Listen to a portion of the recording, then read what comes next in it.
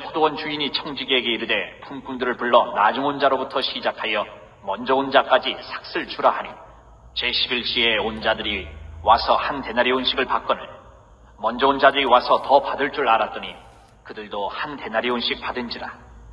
받은 후 집주인을 원망하여 이르되. 오늘은 종려주일입니다. 매년마다 이 종려주일이 되면 우리는 사실 비슷한 본문을 가지고 또 비슷한 메시지로 함께 은혜를 나누곤 합니다. 그런데 올해만큼 이 예수의 부활이 또 그 복음의 생명력이 간절해진다 하는 생각이 드는 해가 없는 것 같아요.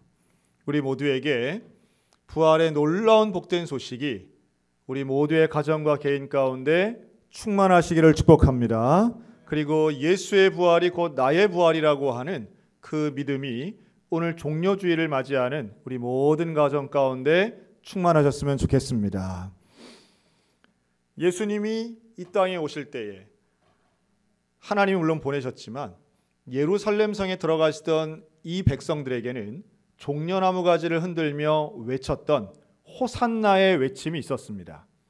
이 호산나는 지금 우리를 구원하소서라는 뜻을 가지고 있습니다. 구약 성경에 많이 나오는 이 호산나는 이스라엘인들에게는 바로 제사를 드릴 때나 혹은 절기의 축제 때 항상 외치곤 하는 관용구 같은 표현이기도 합니다. 그런데 이 호산나가 오늘 우리들에게도 똑같이 적용된다고 믿습니다. 지금 우리의 상황에서 주여 우리를 지금 구원해 주소서. 지금 우리를 구원해 주소서. 어려움을 당할수록 이 구원에 대한 요청은 더욱 간절해집니다. 당시 유대인들도 로마의 압제하에 있었기 때문에 이들은 독립을 요구하는 목소리가 있었습니다. 또 성전은 영적으로 타락했기 때문에 개혁을 원하는 목소리도 있었습니다. 또 먹고 사는 문제가 있었기 때문에 이 배고픔의 문제를 해결해야 되는 절박함의 사람들도 있었습니다. 그리고 이들은 나름의 기대를 가지고 예수님 앞에 종려나무를 흔들고 겉옷을 벗어 밑에 깔고 앞 뒤로 따라가며 그 무리들은 호산나를 외칩니다. 이들의 호산나에는 예수님에 대한 기대감이 담겨 있었습니다. 예수님이 저 로마를 싹 없애고 그냥 승리하도록 우리를 구원해 줄 거야, 이런 구원이 있었고요. 저 예수님이 오면 타락한 성전이 정화될 거야, 깨끗해질 거야, 변화될 거야, 개혁이 될 거야, 이런 기대감도 있었습니다. 오병이어를 경험한 사람들에게는 예수님이 우리 왕으로 오셨으니 이제 우리는 배고픔의 문제 해결될 거야, 먹고 사는 문제 해결될 거야, 이런 기대감도 있었던 게 사실이죠. 자, 그러면 예수님은 과연 어떤 목적으로 예루살렘 성에 들어가셨는가? 우리는 잘 압니다. 예수님은 고난받으러 가셨습니다. 정복하러 가신 게 아니라 예수님은 십자가 지고 죽으러 들어가신 거예요. 그 괴리감, 예수님의 목적과 사람들의 기대감 사이에 있는 그 거리감, 이걸 우리는 어떻게 받아들여야 할까요? 오늘 우리들도 예배를 드리며 예수를 찾으며 우리들은 기대감이 있습니다. 맨 처음에 교회 올 때 교회 가면 잘 산다더라, 예수 믿으면 부자 된다더라, 교회 가면 병 고친다더라. 아마도 지금도 우리도 비슷한 생각 가집니다. 예수님이 코로나19를 고쳐주실 줄로 믿습니다. 예수님이 무너진 경제 회복시켜 주실 줄로도 믿습니다. 그런데 그런 기대감 자체가 나쁜 건 아니지만 중요한 건 그게 다가 아니라는 데 문제가 있습니다. 즉 예수님에 대한 이해와 예수님에 대한 오해가 공존하는 것이죠. 사람들이 묻습니다. 누군데 이렇게 환호하느냐? 도대체 저 사람이 누구냐? 했더니 그 호산나를 외치던 무리의 대답이 이렇습니다. 저가 바로 나사렛에서 온 선지자 예수다. 그게 11절 말씀이거든요. 선지자라고 이들은 이해한 것이죠. 이 선지자라고 하는 표현은 물론 나쁜 표현은 아니에요. 이들의 의도는 알겠습니다. 예수님을 좋게 말하려고 하는 의도는 알겠어요. 그러나 그 선지자라는 단어에 예수님은 국한되실 분이 아니라는 거죠. 또 다윗의 자손이란 말도 그렇습니다. 예수님 누가복음 21장에서 이 다윗의 자손을 이렇게 말씀합니다. 사람들이 왜 나를 다윗의 후손이라고 얘기하느냐? 너희는 시편을 읽지 못했느냐? 결론을 얘기하면 예수님은 다윗보다 먼저 계신 분이라는 거예요. 다윗의 후손은 사람들이 볼 때는 유다 지파고 또 왕의 후손이고 우리에게 왕은 다윗의 후손이니까 다윗의 자손이요. 좋은 의도로 말했지만 이들은 예수님에 대해 온전히 알지 못한 것이죠. 예수님은 다윗보다 더 높으신 분이시고 예수님은 다윗보다 더 먼저 계신 분이십니다. 후손이란 표현이 어울리지 않는다는 뜻이죠. 세상이 교회를 향해서도 안다고 생각하지만 오해하는 경우들이 많이 있습니다. 지난주에도 우리 교회에 공무원이 왔다 가셨어요.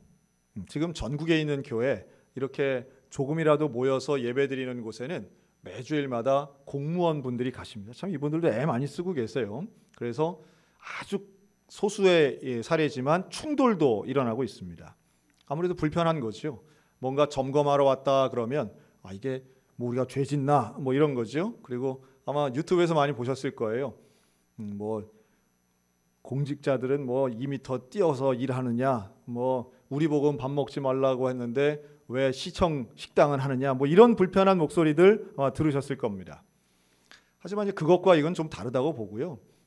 오시는 분들 저희는 아주 최대한 다 환영합니다. 그런데 제가 말씀드리고 싶은 건 이거예요. 여러분, 우리 교회에 오는 지금 전국 교회에 가는 공무원들 중에 대부분 이제 시청, 도청 직원들이 있는데요. 이분들이 어느 과 직원일까요? 모두가 가는 게 아닙니다. 그 과에 있는 직원들이 갑니다. 여러분, 교회와 관련된 업무는 시청의 어느 과 담당일까요? 뭐 교통과도 있고 뭐 도시과도 있고 한데 저도 이번에 처음 알았습니다. 이 과가 문화 콘텐츠과에 해당이 되어 있습니다. 자, 그걸 보고 뭐 제 나름의 인사이트인데요. 이게 바로 관에서 혹은 국민들이 우리를 보는 시각이다라고 저는 봅니다. 무슨 말이에요? 교회를, 신앙을 문화의 범주로 보는 거예요. 문화 안에 보는 겁니다. 그렇기 때문에 문화니까 안 해도 된다고 생각하는 거예요. 지금 전국의 공공체육시설들이 문을 닫았습니다. 왜 문을 닫을까요? 문화니까요. 그거는 안 해도 되는 거니까요. 지금 같은 비상시국에는 그런 문화는 안 해도 된다라고 생각하는 거예요. 벚꽃 구경을 왜 가면 안 돼요? 그건 문화니까요. 그건 안 해도 살 수 있으니까. 그런데 뭐는 해야 돼요? 생계는 해야 돼요. 생계는 해야 된다고 생각해요. 생활을 해야 되니까. 그래서 대중교통을 움직이는 거예요. 그 안에 그냥 낯선 사람들이 타지만 대중교통이 움직여야 생계를 먹고 사니까요. 가게는 하잖아요. 생계는 유지가 돼야 되니까. 공장도 돌립니다. 은행도 합니다. 왜요? 생계와 연결되어 있으니까. 하지만 생계와 연결되지 않은 거, 즉 문화는 안 해도 된다는 거예요. 그래서 연극도, 오페라도, 뮤지컬도, 영화도, 온갖 스포츠도, 프로 스포츠도 다 멈춰. 너희는 문화니까. 그런데 그 범주에 교회도 들어가는 거예요. 저는 개인적으로 억울하지만, 속상하지만 사람들이 그렇게 보는 시각이 있다는 것을 우리가 이해할 필요가 있습니다. 사람들은 우리를 문화로 보는 거예요. 그래서 생계와 상관없으니 너희는 멈춰야 돼. 하지만 경제는 돌아가야지. 생계는 해야지. 경제가 문화 위에 있습니다. 생명이 소중하다는 거 다 알죠? 그런데 그 생명과 직결되는 건 문화도 아니고 교회도 아니고 신앙도 아닌 경제야 라고 하는 걸 우리에게 가르치고 있습니다. 여러분 어떻게 생각하십니까? 과연 우리의 신앙은 문화의 범주 안에 있을까요? 우리는 신앙은, 종교는 멈춰도 된다고 생각하십니까? 우리에게 있어서의 예수님을 믿는 것은 문화생활이 결코 아닙니다. 또 우리에게 있어서 경제가 참 소중하지요. 경제가 회복돼야 됩니다. 저도 얼마나 열심히 기도하는지 몰라요. 우리 성도들의 직장이 힘들고 생계가 어렵고 사업이 힘든 모습, 가슴이 찢어집니다. 그런데요, 경제가 아무리 중요해도 생명보다 중요할까요? 여러분, 예수님은 우리의 생계도 생활도 아시지만 생명을 주시기 위해 오신 분인 줄로 믿습니다. 우리에게 그 생명은 의학적인 생명을 넘어서는 영원한 생명이고, 그 구원의 영원한 생명을 주시기 위해 오신 그 예수님은 정치적인 왕이나 경제의 리더나 종교개혁자가 아니라는 거예요. 그 모든 사람들이 호산나를 외치면서 내 문제 좀 해결해 주세요, 내 문제가 풀려야 돼요 라고 생각하지만, 그 기대를 넘어서는 부활을 통한 온전한 구원을 이루시기 위해 오신 분, 그분이 우리의 메시아 예수 그리스도인 줄로 믿습니다. 저희 집 앞에 지난주부터 큰 현수막이 하나 붙었습니다. 아마도 4월 15일 총선을 위해서 붙은 것 같아요. 근데 거기 현수막에 뭐라고 써 있냐면, 그분의 이제 출마자의 공약이죠. 자기만 당선되면 아마 그 당의 공약인 것 같더라고요. 18살 이상에게는 평생 150만 원씩 준답니다. 매달. 제가 근데 이게 처음 듣는 게 아니죠. 그 당의 당 대표죠. 당 대표 하시는 분은 지금 20년째 이 공약이에요. 그리고 결혼하면 1억을 주고 출산을 하면 5천만 원 준다는 게 그 당의 공식 공약이더라고요. 야, 근데 놀라운 것은요, 20년 전에 이분이 처음으로 이런 말을 할 때 국민 모두가 코미디화했습니다. 그런데 이렇게 오랫동안 이렇게 지속적으로 또 점점 더 영향력이 키워진다고 그때 당신 예상 못했거든요. 지금 이 당이 배출한 후보는요, 전국에 우리가 알만한 거대 여당 야당 몇 개 빼고는 가장 많은 후보를 냈습니다. 지금 강원도에도 거의 전 지역구에 후보를 냈어요. 참 놀라운 얘기입니다. 그리고 이러한 온 국민에게 돈 준다는 이야기는 20년 전에는 용서하세요, 또라이 아닌가? 뭐 이런 생각을 우리가 했지만, 놀랍게도 지금 우리 정부는 온 국민에게 돈을 주는 게 현실입니다. 지자체도 돈을 주고요. 지금 좀 다르긴 하지만 뭐 4인 가구 기금 100만 원 준다는 거 아닙니까? 물론 여기에 대한 여러 가지의 해석과 의견이 있을 수는 있겠으나, 분명한 건 국가가 돈을 주는 게 자연스러운 시대가 돼버리고 말았습니다. 그래서 그런지 그 황당해 보이는 현수막 공약이, 야, 사람들에게 통하는 분들도 제법 있겠다 하는 생각을 하고요. 그러나 어찌 되면 사람들이 얼마나 돈을 중요하게 여기고 얼마나 돈에 찌들렸으면 저런 음성과 저런 공약이 유지되고 통하고 외쳐지는가, 마음이 아파요. 그리고 저렇게 돈이 있으면, 정말 돈이 없기 때문에 불행하기도 하겠으나, 돈이 많으면 혹은 돈을 많이 벌면, 돈을 누가 주면 우리의 삶이 구원받을 거라고 착각하는 거 아닌가 하는 생각까지 하게 됩니다. 여러분, 예수님은 우리에게 돈을 많이 주시지는 않는 것 같아요. 예수 잘 믿는 분들 중에 그렇게 뭐 부유한 분이 없는 것 같더라고요. 제가 우리 목사님들하고 그런 농담 섞인 말을 했는데요. 국민의 하위 70%를 준다고 하니까 이번에 그 생계지원금을 안 받는 사람들이 진짜 부자겠구나, 상위 30%겠구나. 우리 교회에 그거 안 받을 분들이 과연 몇 분이나 있을까?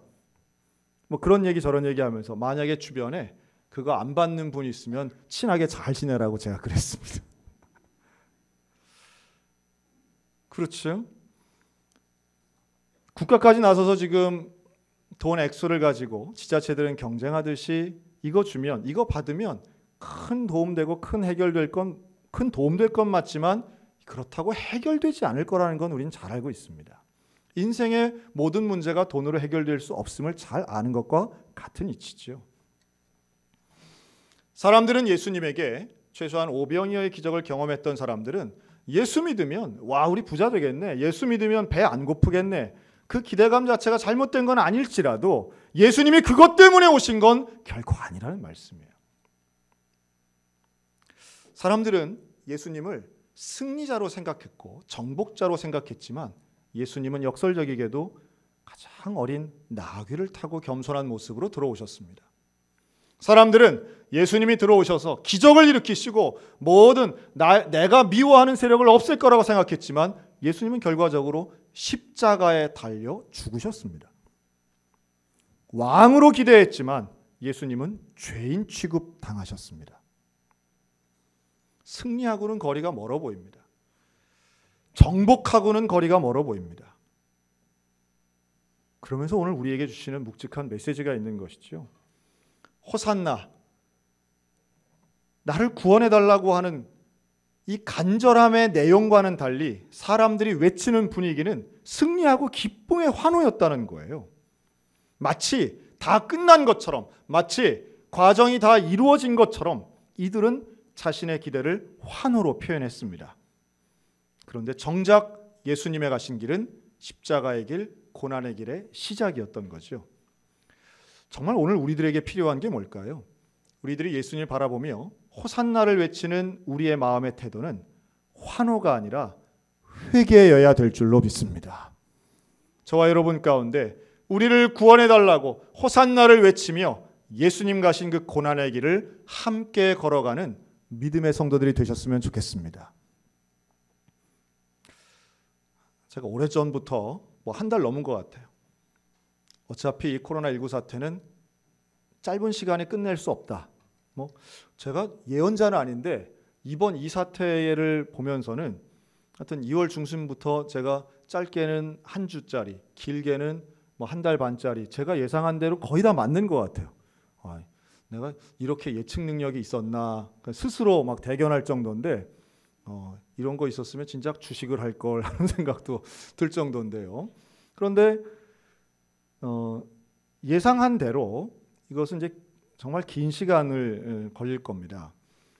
그러면서 제가 염려했던 부분은 고난주간 특별 새벽 기도회를 어떻게 할 것인가 라고 하는 부분이었습니다. 고난주간에 특별 새벽 기도를 어떻게 할 것인가, 우리 성도들에게 과연 하자고 해야 할 것인가. 그런데 저의 결론 하나예요. 기도 외에 무슨 방법이 있을까라고 하는 겁니다. 기도해야죠. 누구에게도 답이 없고 어떤 위대한 지도자에게도 해법이 없는 이 상황을 우리는 기도해야 되지 않겠습니까?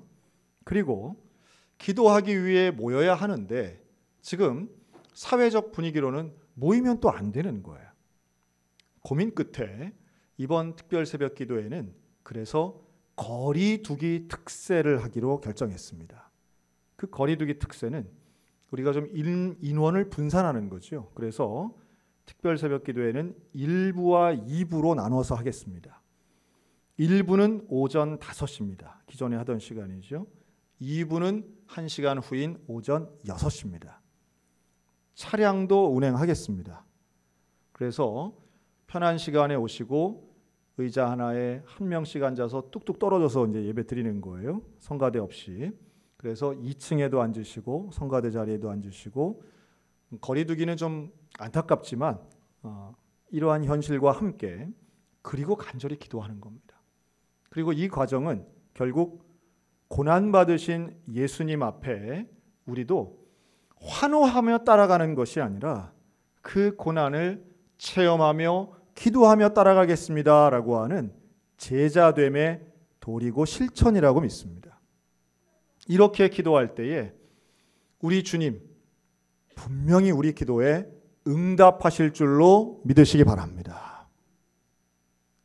간절함이 있는 사람이 기도할 수밖에 없겠죠. 그리고 그 기도 가운데 우리 주님은 분명히 역사하실 것입니다. 또 제가 기대하는데, 기도하는 가운데에 우리는 예수님을 선지자로 인식하는 것도 아니고 왕이나 지도자가 아닌 나의 구주, 나의 메시아, 나의 생명의 주로 새롭게 만나는 고난의 주간이 되었으면 좋겠습니다.